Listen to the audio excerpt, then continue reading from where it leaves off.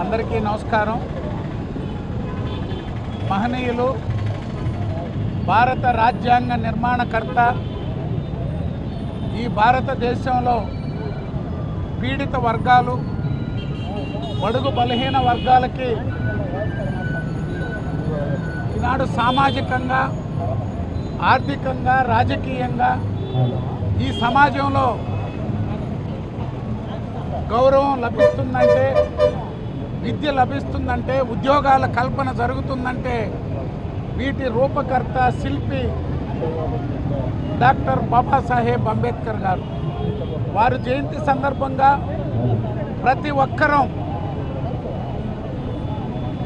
ఎవరు ఏ వృత్తిలో ఉన్నా, ఎవరు రాజకీయాల్లో ఏ పార్టీల్లో ఉన్నా, ఏ పదవుల్లో ఉన్నా బాబాసాహెబ్ గారి, అంబేద్కర్ గారి ఆశయాలను కొనసాగించాల్సినటువంటి అవసరం ఉంది. 80 సంవత్సరాలు స్వాతంత్రం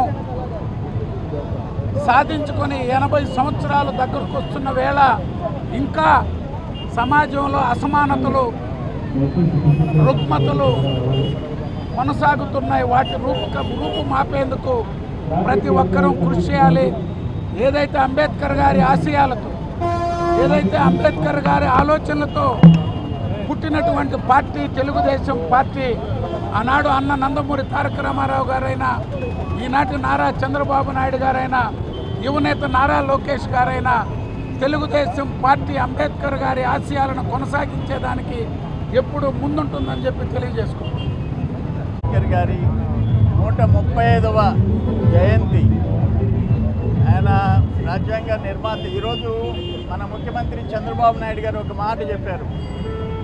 ఆయన వల్ల, ఆయన రాజ్యాంగం నిర్మించినందువల్ల ఈరోజు ప్రపంచంలో భారతదేశం ఈ స్థాయిలో ఉందంటే that is because of doctor BR Ambedkar అని చెప్పేసి చెప్పిన మాట, ముఖ్యమంత్రి గారు చెప్పిన మాట. నిజంగా ఈరోజు భారతదేశంలో అతను కోటీశ్వరుడైనా, ఒక పేదోడైనా, కూలోడైనా ఒకే చట్టం, అందరికీ సమాన చట్టాలు వర్తించేటట్టుగా ఆయన రాజ్యాంగం నిర్మించాడు.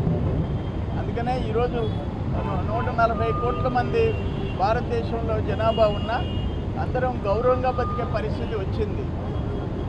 ఏదైనా అన్యాయం జరిగితే ఆయన వల్లే చట్టాలు, ఆయన రాజ్యాంగంలోనే వాళ్ళ హక్కులు కాపాడే విధంగా రాజ్యాంగం నిర్మించాడు డాక్టర్ బాబాసాహెబ్ బిఆర్ అంబేద్కర్ గారు.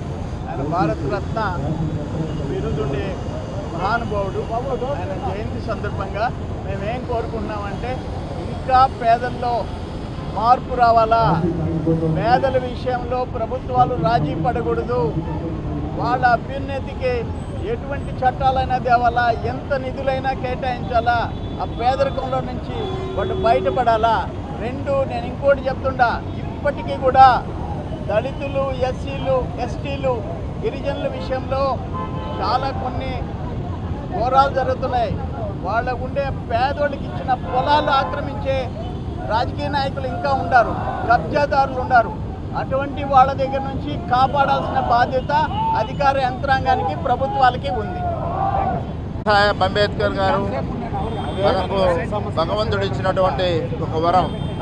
ఆయన ఆశయాలు ముందుకి నడిపించుకుందాం, అందరం కలిసి కట్టుగా ఉందాం. ఆయన మొదటి నుంచి కూడా రాసినటువంటి రాజ్యాంగం మామూలుగా మనిషి లీగల్ తెలిసినటువంటి వ్యక్తి, ఆర్థికవేత్త, సామాజికవేత్త.